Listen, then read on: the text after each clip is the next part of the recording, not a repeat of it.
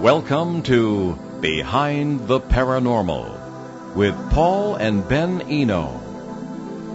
Why are UFOs and aliens so often themes in advertising?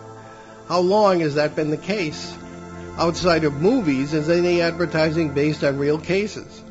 Hello and welcome to the 968th edition of Behind the Paranormal with Paul and Ben Eno, coming to you from WOON AM and FM radio in Woonsocket, Rhode Island, on the Paranormal Radio app from TalkStream Live on YouTube and via TuneIn.com. I'm Ben, and that was Paul. And today we welcome back an old friend on a very unusual subject. Peter Robbins is an investigative writer, author, and lecturer whose writing and research are focused on the subject of truly anomalous UFOs and their implications for humanity. He has appeared as a guest on and been consultant to numerous radio shows, television programs, and documentaries. A friend and colleague of the pioneering abduction researcher Bud Hopkins, Peter is a prolific author and lecturer speaking at UFO conferences throughout North America and Europe. His numerous credits include working as a research assistant on the United Nations Secretary General's 1978 report for the establishment of a UN UFO department. We know Peter is a painstaking researcher, a dear friend, and a true gentleman. He joined us just last week as we simulcast with the Western Connecticut UFO Conference. So Peter Robbins, it's a long time no see, huh? Yeah, not since last Sunday. I know, hey, time is relative, and it could have been a very long time. So I guess we'll just hop right into it here. Yeah. But I guess this is going to be very, very graphically focused, graphically intensive, and that's for radio, not for radio, yes. And by that we mean not graphic as in visceral, but graphic as in we're going to be dealing with trying to describe photos with words. So we will do our best. So Peter will describe each ad that we're talking about. And if you're listening on a device that has access to the internet, you can go to the page for this show and you can see the illustrations. It's behindtheparanormal.com. You can click the link above for upcoming shows.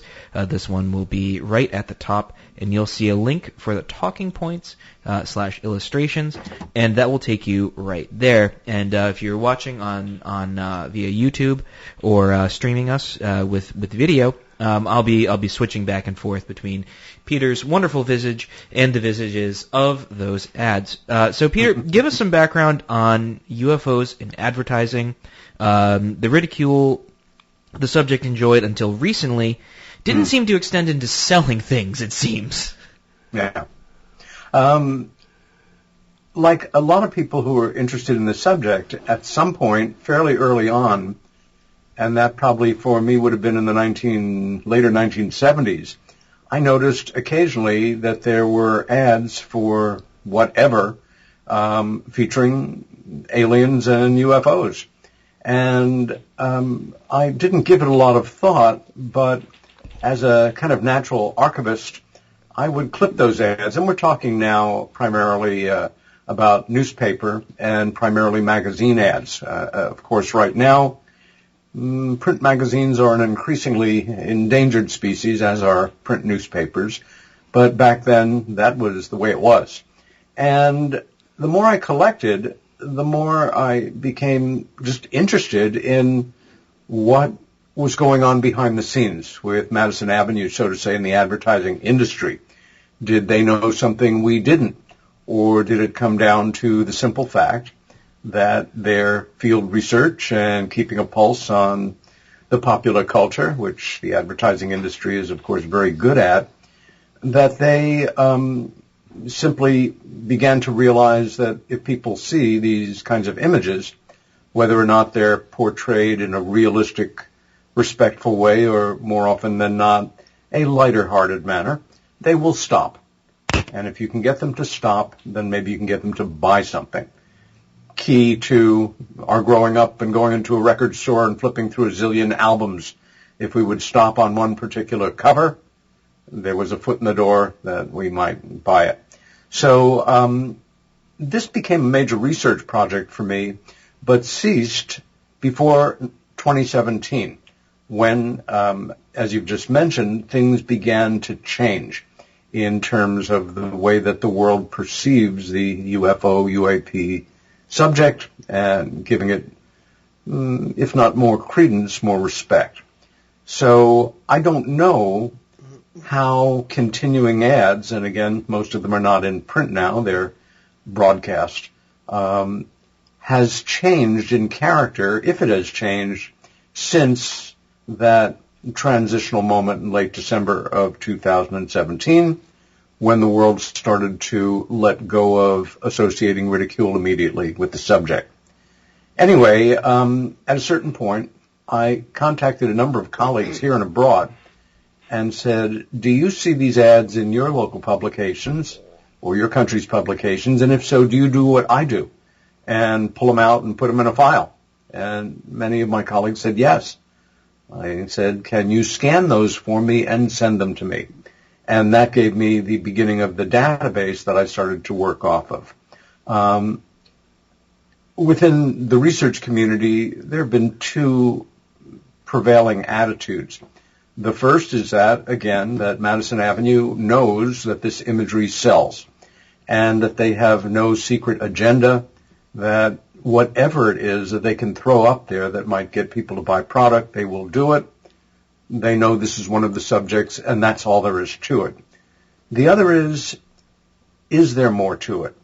Are there people, corporate heads, for example, who already have a sense of the reality, or did, of truly anomalous UFOs, and either have been asked to by the forces that be, or on their own, simply started to direct their folks to look for ads, situations where they could use this imagery to subliminally continue to inform folks that this is real, to help make ultimate disclosure simpler or less traumatic when it comes through the door.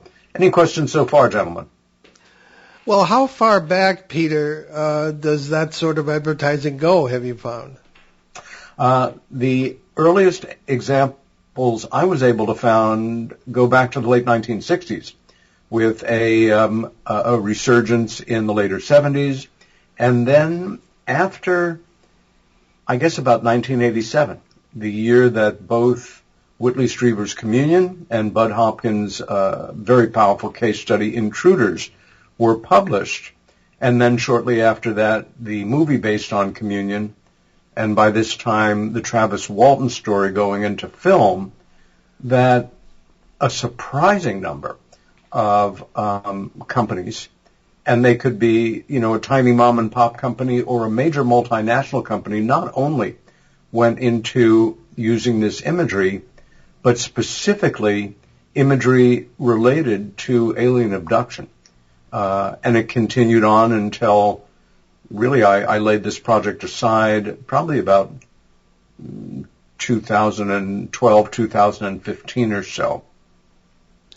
Okay, do you want to take us through some of these ads? We have them up on the video feed here, and also again on the website, behindtheparanormal.com, and the talking points for this show. And Peter will also be prevailed upon to describe the ads for those who can't see them. Yeah, and give me 1 second here while I bring up my copies of those ads, and then we'll talk about a bunch of ads that, in fact, I don't have right here on hand. It's great working with professionals who are completely prepared, isn't it? Well, if that's actually the case. Well, I mean, this is the truly live, ladies and gentlemen. We do the best we can. In that spirit, the first ad, it shows a ridiculously fake UFO hanging over to the left of a evergreen tree. Right up on top there. You can see the string attached, which was always in the pre-digital days a giveaway that we're dealing with something that may not be truly anomalous. The text says, with this quality, nobody will feel cheated, which is very clever, and it is an ad for 3M manufacturing photographic paper. This kind of tongue-in-cheek poking fun at fake UFO photos, I find an awful lot of fun, basically, actually. And the second ad is an Audi ad from Norway from 2000. And the text here is proof of intelligent life and a UFO. Oh, yeah.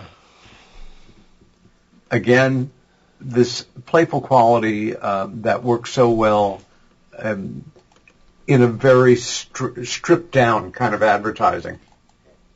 I'm noticing, just glancing through some of these, there's a lot of Audi ads, which I wouldn't expect from a high-end car manufacturer.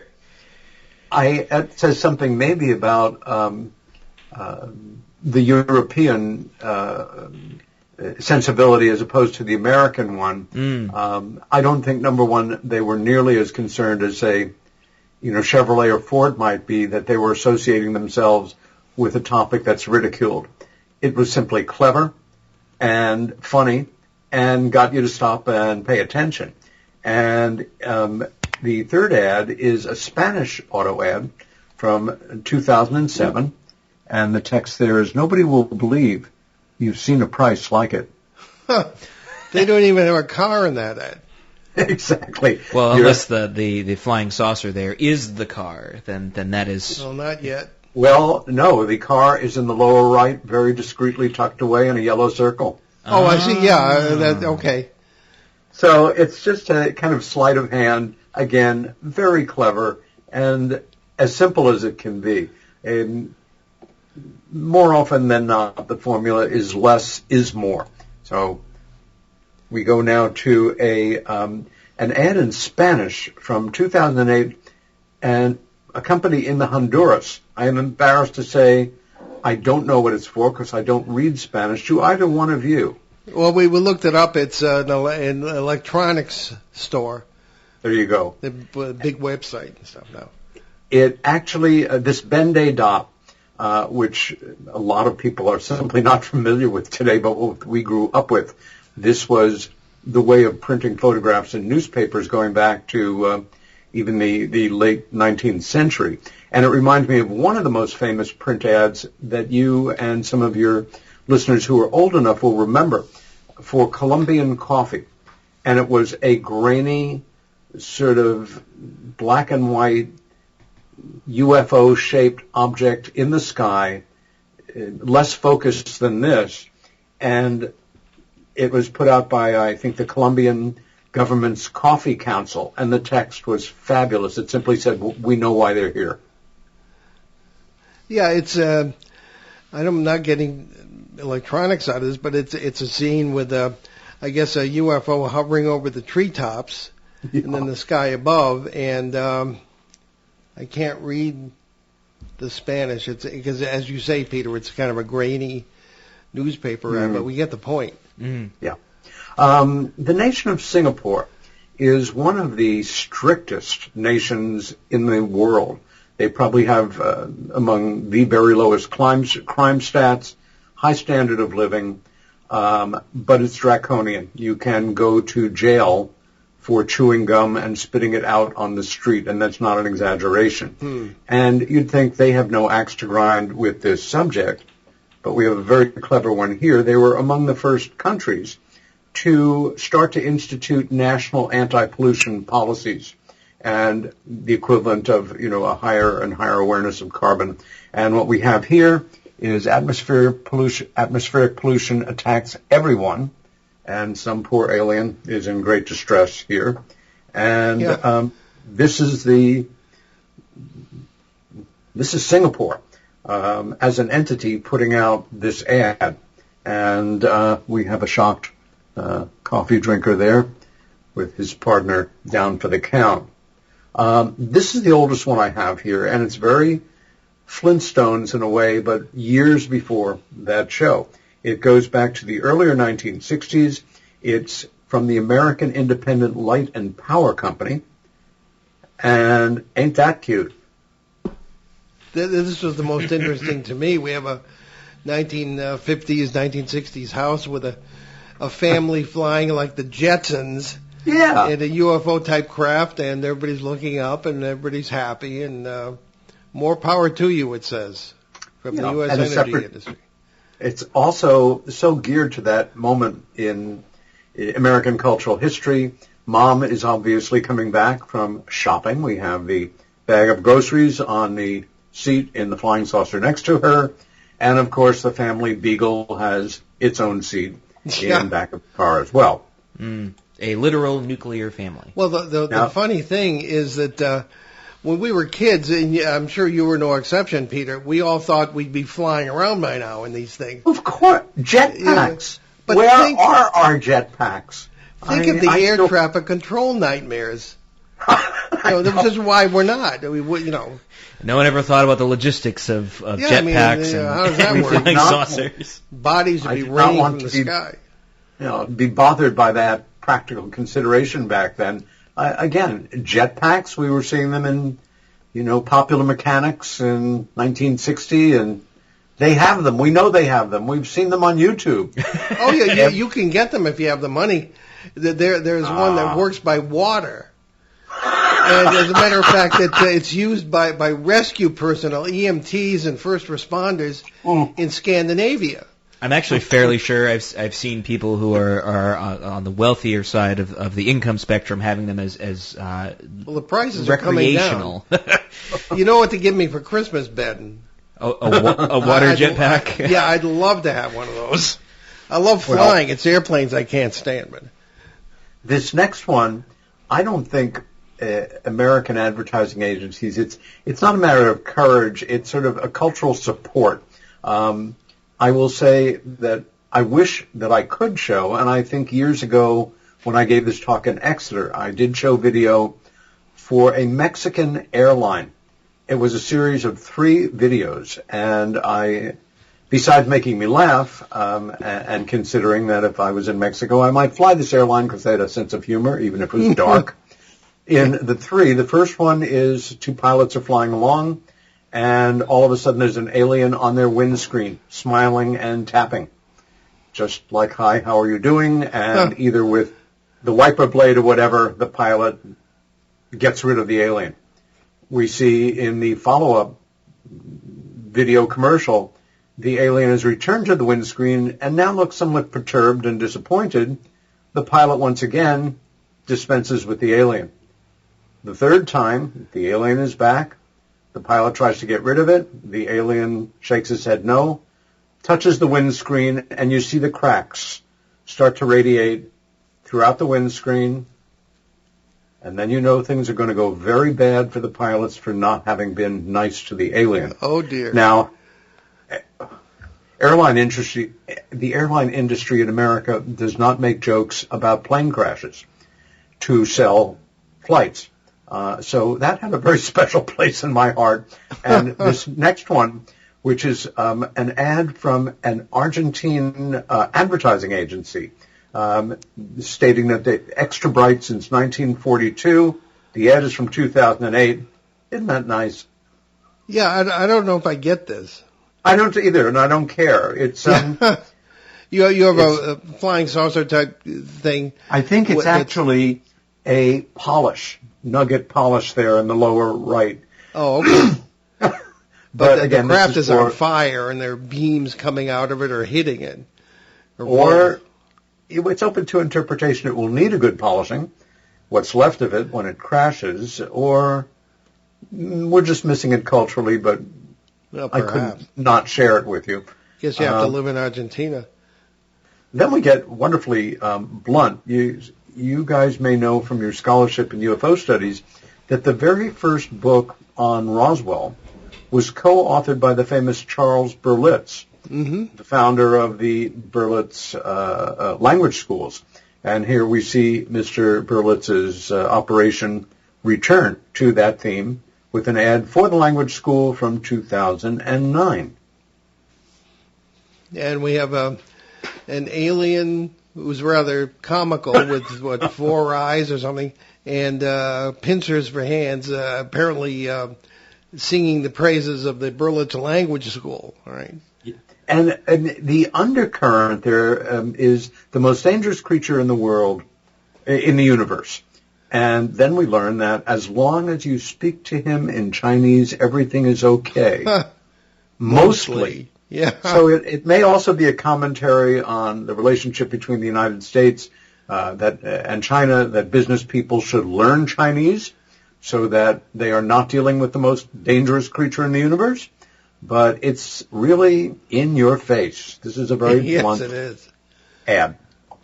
And we now go to one that's also very blunt and actually kind of shocked me. It's from a company called Audiotech. And the text says, any sound you can imagine. Now, you want to describe that one to your audience? Well, it's a little difficult. You've got the classic abduction medical examination scene, presumably inside some sort of alien craft. And there are some very scary-looking guys who are apparently getting ready to examine another very scary-looking guy. They're in these green lab coat kind of things. And almost reminds me of Travis Walton's movie Fire in the Sky. But they were pretty handsome compared with these. Yeah. I would add to that when I look at this, I see a being on the table and two beings in the professional health support positions. I see a being about to give birth. Oh, okay. Could be. And because of the nature of the placement and the beings, and that locks into the text, which is any sound you can imagine, which might be fairly hair-raising, even if it's just a human situation. But here we are left to our imaginations. But yes, any sound we can imagine, and this was Audiotech is the name of the product. Well, I've only seen a birth once, and he's sitting right here. His older brother was a cesarean, so it wasn't a lot. But anyway, yeah, that could very well be a birth scene. Very interesting. Giving birth to what, I wonder? And here we shift gears again dramatically. We have, of course, a very attractive, very sophisticated, fashion-conscious, almost glowing woman. I think that's probably a well-known actress, but I'm not sure. And it says, alien, feel extraordinary. And then the signature at the bottom, and it is a representative ad from a company called Clarins Fragrance Group. It's for perfume. Alien, feel extraordinary. I don't know if I'd associate that with perfume, but I'm not a... Yeah, you smell so... Maybe it's you smell so alien tonight. Maybe it's a play on words, extraterrestrial, extra fragrant. I don't know. Well, that's probably they could go with that with the next ad. This one is hysterical. It combines the great Michelangelo frieze at in his tremendously famous ceiling painting. The Sistine Chapel? Exactly, of, God and Adam touching fingers, but with two slight differences. Yeah, yes. It's an ad for crazy glue from Thailand. When I saw this, Peter, it reminds me of the scene in one of the scenes in E.T., that's what I thought. Where the young boy Elliot is touching the finger. Yes, Elliot. Yeah, that sort of thing. But certainly there have been renditions of the Michelangelo painting with an alien hand rather than the divine hand. So this is certainly one of them. And what we have here, of course, is E.T.'s hand on the left and a human hand on the right, touching fingertips. The only text says eternity. Below it is the tube of crazy glue, the brand called 3-Bond. And this can be looked at in a number of ways. If you are a true believer, a pacifist, a kind of in the spirit of the contactees, this is what it's all about. Humans and non-human intelligences connecting in a peaceful way. If you're a pop culture fan, it's just great fun. with one of your favorite movies. Yeah. If, you see things in terms of symbols, this could be yet one more way that the forces that be have to condition us to, it's all right, it's going to be fine, we're going to be together, and maybe looking, symbolically deeper, we are connected, and we have always been connected. And given the strength of crazy glue, we may stay connected. At this point, that's probably it. Yeah. At this point, also, why don't we take our mid-show break? Yeah. You're listening to Behind the Paranormal with Paul and Ben Eno on WOON 1240 AM, 99.5 FM in New England's beautiful Blackstone River Valley. And we'll be right back with our great guest, Peter Robbins, and more advertising. So stick with us. Holy Trinity Parish Bazaar is Saturday, November 12th, from 9 a.m. to 4 p.m. at the former Monsignor Gallery School, 1371 Park Avenue, Woonsocket, which is handicap accessible.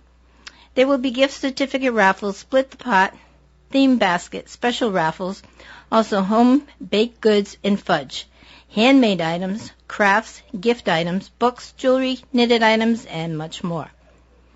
Visit with Santa, give him your wish list, and take photos with the children. Kitchen will be open for lunch and will include the popular dynamites, meatball sandwiches, soup, hamburgers, hot dogs, fries, and more. For further information, contact me, Yvette Houle, at 766-5663. Local and live at 99.5 FM. And welcome back to Behind the Paranormal with Paul and Ben Eno on WOON Radio, AM and FM, and streaming live on YouTube, on TuneIn.com, and on the Paranormal Radio app from TalkStream Live. We're doing a very different kind of show today with our good friend Peter Robbins. We're talking about alien and UFO and alien themes or imagery in advertising. So, Peter, let's continue. Yeah. As I mentioned, when I started to study these ads, I saw that they broke into a number of categories. Some of them extremely innocent and lighthearted, children's breakfast foods and services and toys for children, to back engineering as a theme in high-tech company ads, gene splicing in medical hardware ads. Abduction was the subject that came up most post-1987. One of the major players were automobile companies. Another was insurance companies. And one of the great classics there that dates back from the 70s, one of America's biggest companies is the ad. It's a simple cartoon. It's two men camping. It's night. They're sitting in front of their campfire, drawing up a tent in the background, and one is speaking. The other is looking past him. The one who's speaking is saying, "Why, such and such of Omaha? That's my insurance company. Why do you ask?" The man behind him is looking as a large UFO with a mechanical arm with a tweezers on the end of it is about to pick him up. Also, at about that time, one of the best-known abduction-related ads, and this is at the beginning of the cell phone era, so we're probably the 1980s, later 1980s at this point, or the 90s, and it's a beautiful illustration. It's Bell Telephone, when they still existed as an entity per se, and it shows a guy in a golf cart being lifted off the golf course by a unidentified with a tractor beam above him, and he is looking up at it, and he's holding his cell phone, and the text was, "At a time like this, what company's phone would you rather have to rely on?" And it was very powerful and very simple. These next 8 ads are examples of abduction-related ads. And the first one here, very simple graphic, is from Fiat of Brazil. It was published in 2009. I don't know if Millie is the name of the automobile distributor or a model or what, but the simple graphics and the distress position of the individual on the ground suggests that there is a problem here. Let me just remind everyone, Peter, I'm sorry to interrupt it, for those of you who did not hear this previously, for those of you who are not watching the video feed, you can go to behindtheparanormal.com, click the link on upcoming shows. Peter's show will appear here, and there's a link to look at the illustrations from this show on the Talking Points page, and you'll be able to see them all. If I can interrupt again here, we have a question from Michelle in New Hampshire. Mm-hmm. Alrighty, Michelle writes to us, Hi, Paul. I'm enjoying the show today, and as I listen, I'm wondering if Peter has considered writing a book containing a compilation of those UFO ads. Actually, no, I haven't, Michelle. I think part of the reason is the way I work. I explore a topic as fully as I can to the degree it interests me, and then usually move on to another. Also, because every advertisement in question has its own copyrights. Right. Yeah, I was just going to say that. Yeah. Ownership agreements. Some of them are companies that may not be in business anymore. That's not a process that I would enjoy. But, in like a scholarly presentation, I can show them all. It's not like you're generating a huge amount of income for yourself by sampling like that, so to say. Yeah, we've had to deal with that sort of thing, and it's not pretty.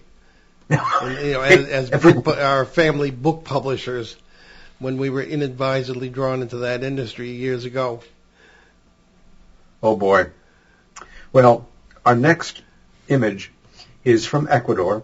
It's published by an advertising agency in 2009, and it involves the favorite advertising subject of abductions next to automobiles, which is cows, who sadly are taken or seem to be at times for testing, etc. It gives an opportunity for some very high contrast graphics, and this is a classic example of selling a product with this kind of ominous image of a fully articulated UFO lifting a black and white cow up in a pillar of light, other cows on the grounds in a pasture, and the text is, "We protect your cattle from almost everything."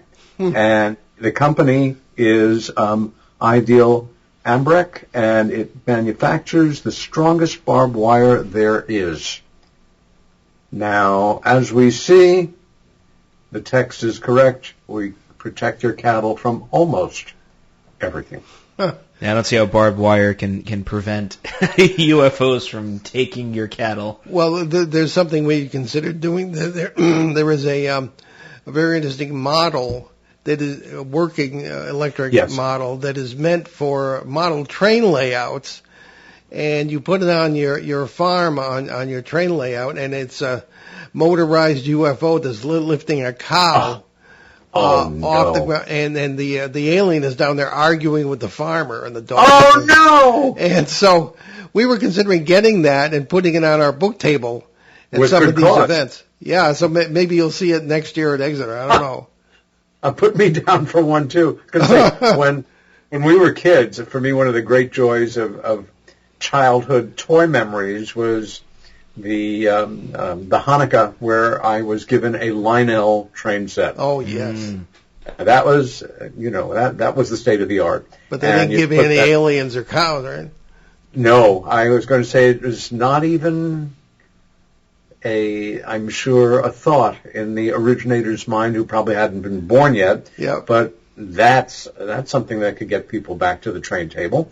Our next one here is the international well-known company Philips, which manufactures technology and home appliances that are available all over the world. An abduction theme ad here from 2012.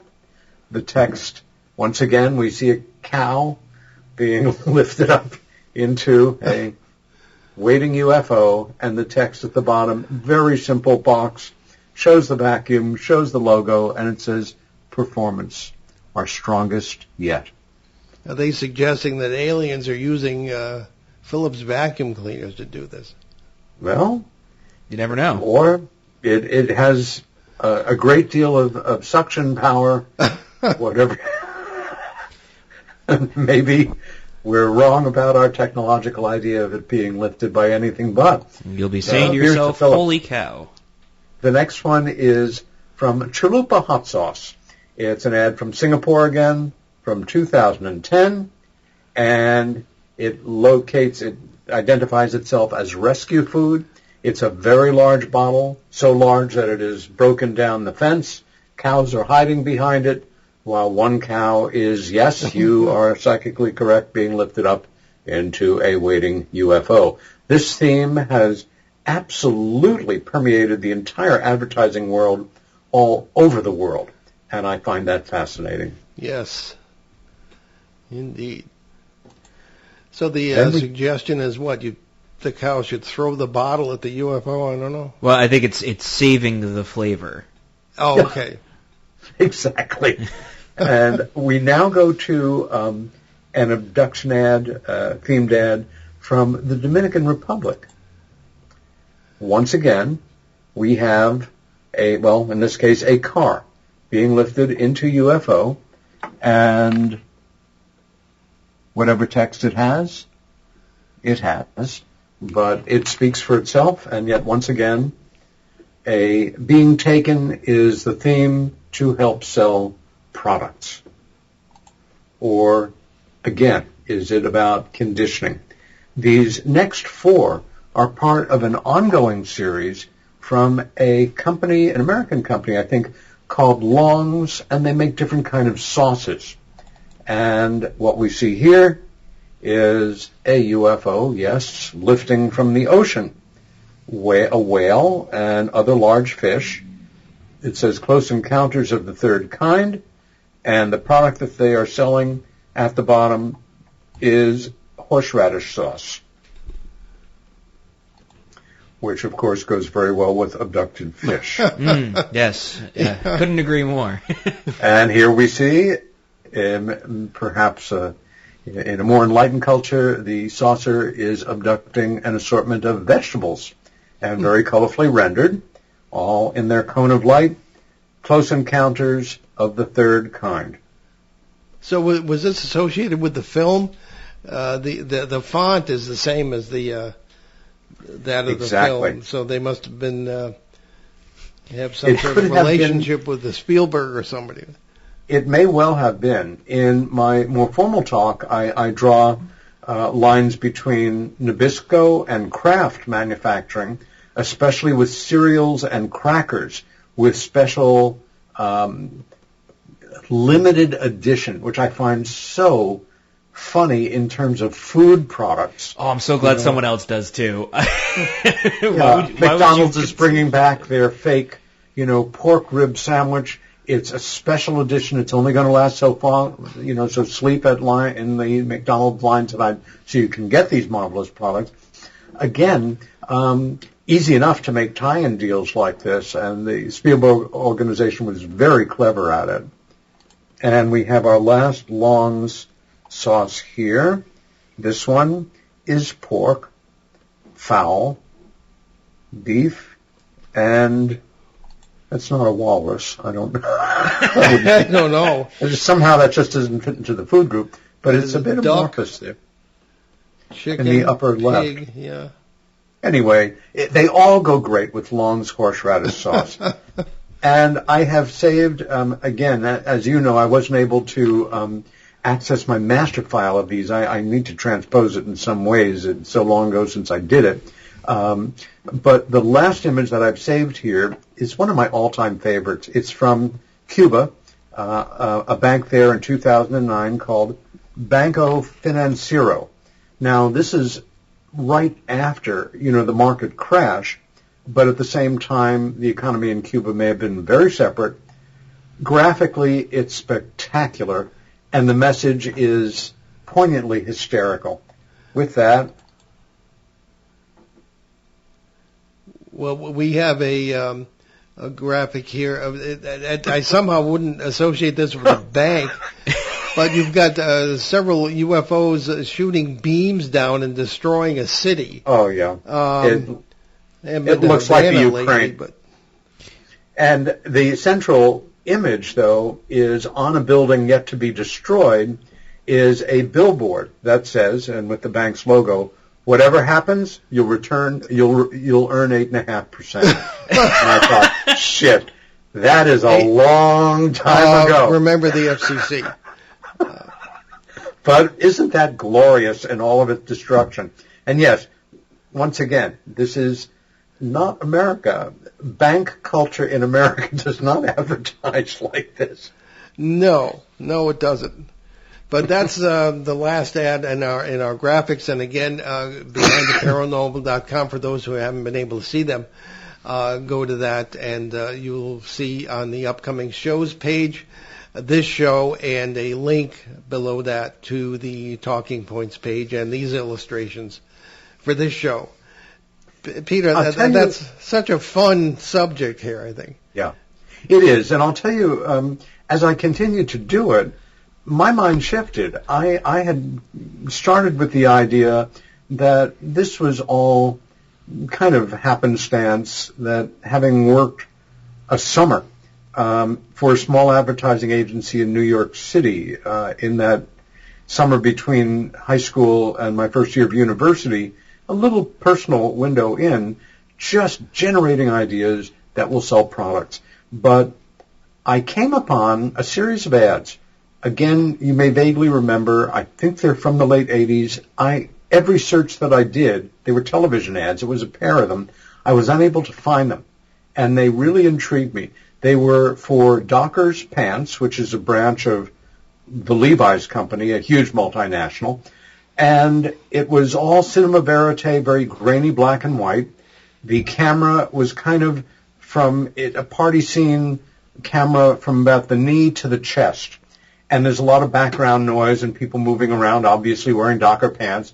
And part of the voiceover is somebody saying, hey, you know the government has EBs? And another voice says, what's an EB? And another voice says, an extraterrestrial biological entity. And then the other voice go, oh, EBGBs.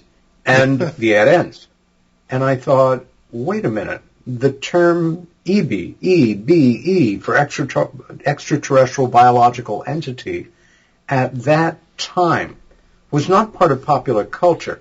It was a term that the UFO research community was somewhat familiar with, accredited to Dr. Detlev Bronk, one of the original named people in the 12 individuals in Truman's majestic 12 cabinet. And I thought, this is interesting. And I started to do some research on the then CEO of Levi Strauss Company, who turned out to be a board member of, whether it was the RAND Corporation or another government-associated think tank. It was enough of a connection that made me feel this guy may be a knowledgeable insider who had introduced, once again, a very cutting-edge term, scientific term for these non-human beings. And was there more to that and to him? I continued to dig down, but was not able to find anything to confirm it. Now, that doesn't mean that I hadn't hit on something, but because I couldn't find corroborating evidence, I had to simply go on. Somebody else might have said, well, here it is. Here's the connection. It's obviously generated by some secret group within the government, and here's the proof. That's not proof. It's not even evidence if there's nothing to substantiate it. But I think there may be something to it. The one thing that I did find in common with all of the ads, whether it was a small-town publication for a local restaurant or a huge computer manufacturer or medical hardware manufacturer, was that they all poke fun at the subject in one way or another. Even if it was with a wink and a nod, they were not taking the subject seriously. They were positioning the subjects, aliens and UFO type things, in the hopes of selling products. So, as our dear friend and colleague, the late great Stanton Friedman, had coined the term, this one is still in my gray box. Yes, I remember him saying that. One question that arises, this comes out of my many years in the newspaper business, albeit from the editorial standpoint. There is usually an age group that is targeted by a certain ad or kind of ads. What age group would UFO-themed ads target? Or does it vary? Yeah, I think it varies based on the kind of product and where the image is placed. Obviously, if you're going to have something in Wired magazine, it's going to attract a different audience than if it's in the ARP journal for retired people. Placement is everything in that sense, and the kind of sophistication or lack of same thing. In 1997, the 50th anniversary of the UFO, modern age of UFOs, Roswell, New Mexico, of course, was a central location of activity that summer. And the Roswell Daily Record, the local daily newspaper there, and the magazine that it puts out every week, were replete with ads with alien themes, the most logical place to expect it in the world at that moment. And some of them, for me, were poignant and charming in that a grain and feed store that might have been in business for 100 years is they'll just tack on a theme to show, like in Close Encounters, that road going through the desert with light coming over the mountain, and underneath it would say, people come from far and wide, to buy our products. Cute, clever, but aimed at a very regional, not, city slicker, sophisticated audience. By the same token, the ads for cellular technology in Newsweek, in Time magazine, that were so prevalent through like the 1990s. The New York Times, which took such a sour position on the subject for decades, for several years through the 1990s and into the early part of the 2000s, ran a small box ad, little rectangle, maybe 1 inch by 2 inches, of a little guy opening a door and looking out into the universe with a little UFO out there.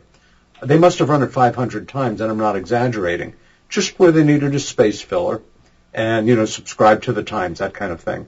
So I think placement and publication, or now, of course, more and more broadcast or online venue, would determine who that audience that they're aiming to secure is. Well, I'm thinking in terms of advertising of something that was immensely popular, not quite UFO related, but it was messing with Bigfoot. The ads, I think everybody saw them. They were about 10 years ago, and I don't know if I don't watch that much TV. But it was humorous. There was Bigfoot and these outdoorsmen or hunters or whatever would be, playing tricks on him and all this stuff. I can't remember what it was advertising, though. It was the ad. It's one of those ads that was so good I can't remember the product. It stood alone. I want to say it was something food related. Yeah, possibly. Or maybe it was like a beer commercial or something. I can't remember. I don't know. We could look it up, but it shows that I guess high strangeness can be a very effective advertising theme. So also, go ahead. Yeah. It's very true. I think because whether or not we take it seriously or we don't take it seriously, whether it makes us anxious or interested, it's one of the 500-pound elephants behind the brick wall, so to say. Yeah. It's always there in our lives, whether or not we want to embrace it or we want a bigger brick wall to keep us more separate from it. Well, it's kind of like trivializing the monstrous, and it's taking that thing that we we find uncomfortable, and you can use that to kind of be an umbrella term for whether it's anxiety-inducing or whatever, and then taking it and trivializing it and using it to push a message. I think also Peter. right. No, go ahead. Yeah, I think it's also important to remember the importance and the power of humor in selling us something that, in other terms, might have a somewhat anxious aspect to it. And I'll close by saying, good old Kmart, they used to advertise what they called the blue light special. And it would mean if they're having a sale in one part of the store, a blue light would go on and you go over there and you get a break on it. And they did one ad which had a UFO hovering, firing a blue beam of light down at the ground. And it was right about that time that the Travis Walton case had broken big. And I remember in giving the talk just thinking out loud and saying, if you were a UFO abductee, and you were shopping in Kmart at the time, and an announcement came on that the blue light special is back, and you're advertising with a blue beam of light shot to the ground, and a blue beam, you might not be attracted to that store display. In fact, you might leave the store. Yeah, exactly. Well, I don't know if you agree, Ben, but I think Peter, given the context of the show, should have used a cow rather than an elephant in his illustration previously. Yes, the cow behind the brick wall. Yeah, exactly. Not know how. So, Peter, tell us about your books, your website, where people can find out more. Right now, the best way to find me, contact me, is to watch or listen to my weekly radio show, of which these two gentlemen have been guests. That's Meanwhile Here on Earth, on Mondays, 7 to 9 Eastern Standard Time, and that's on KGRA Digital Broadcasting. Also to check my Facebook page, where I post everything that's going on with me right now, and as soon as my woefully out-of-date website is back up and running, I will let you guys know, but otherwise you can always follow me there on Twitter and on Facebook. We have to say that Meanwhile Here on Earth has some fascinating guests, and I'm not tongue-in-cheek talking about us, but well, you were. Other people. I'm thinking of Reverend Michael Carter and other people we've been on the air with on the excellent panels you have, who inevitably become dear friends of ours. That doesn't happen a lot on some of these shows, you know. So, Peter, No. we thank you for that, and we thank you for a very, very fun show today. What's your next event coming up? Thanksgiving. Okay. It gets kind of quiet this time of year. I have some virtual talks coming up, which I'm very much looking forward to. And now, like all of us in the work, looking for live gigs for next year for sure. Excellent. Very good. Peter, thank you for, I think this is the most fun show we've had in a while. Yeah, I agree. Good. Well, My thank you pleasure. very much. And we'll Love be being talking on to with you you as we guys. always do. Okay, and have a great Thanksgiving. We'll talk to you before that. Yeah, hopefully. You bet. Okay, very good. Okay, let's get to our announcements here. Take it away, Father. Okay, look for us at the Para Expo 2023 from aboard the USS Salem at Quincy, Mass. May 19th and 21st through the 21st. We'll be among the speakers and we'll broadcast live from the ship on Sunday, May 21st. Now, even before that, I just had a conversation with our good friend Tom Spitaleri about the April event, and based really in Kittery, Maine, and that's going to be the New England Parafest. And we're going to do what we did last year. You don't know this yet, Ben, but Peter's going to. I should say, Tom is going to come down with a couple of his minions there, and some of the speakers, and we're going to start the thing off with the show here in the studio, and then the following weekend we'll go up to Kittery and speak there. I'm not sure what the subject will be yet. So, Okie dokie. Then you can also visit our show website. That's behindtheparanormal.com, where you can find over 1,100 hours of our regular shows and special broadcasts since 2008 from CBS Radio, Achieve Radio, and here on WOON AM and FM. Also, you can listen to many of the broadcasts on major podcast platforms, including iTunes, Apple Podcasts, YouTube, and even on Spotify as well. and you can download our show app. We have a very simple one, but it's free. at behindtheparanormal.com. Right on the main page there is a link, and you can use it to follow our shows. You'll get announcements of the shows when they're posted, and we'll have links to the videos and the audio. You can also browse our books along with those of our guest co-hosts at our show website, where you can also find more about the show, our many cases, and public appearances, and how to book us. Don't forget about our charity page that's on our show website with links that go to several good causes we've adopted over the years, including Hope for Hilldale Cemetery in Haverhill, Massachusetts, USA Cares, Canadian Veterans Advocacy, Helping Haiti's Orphans, the Crohn's and Colitis Foundation of America, the Sisterhood of Ground Zero, and most recently, the Western Kentucky Tornado Relief Fund. So what do we have in Pandora's box for next week, Ben? Well, ready to be unleashed on the world. On October 30th, we will welcome Earl Grey Anderson, a rock musician who also serves as the Mutual UFO Network's Assistant Director for Southern California and on MUFON's Experiencer Resource Team. Okay. I'm looking forward to that one, too. No time for the quote, I guess. I'm Paul Eno. And I'm Ben Eno, and thanks for joining us on our great cosmic journey, and we shall see you next time on Behind the Paranormal. Return to this radio frequency 167 hours from now for another edition of Behind the Paranormal with Paul and Ben Eno.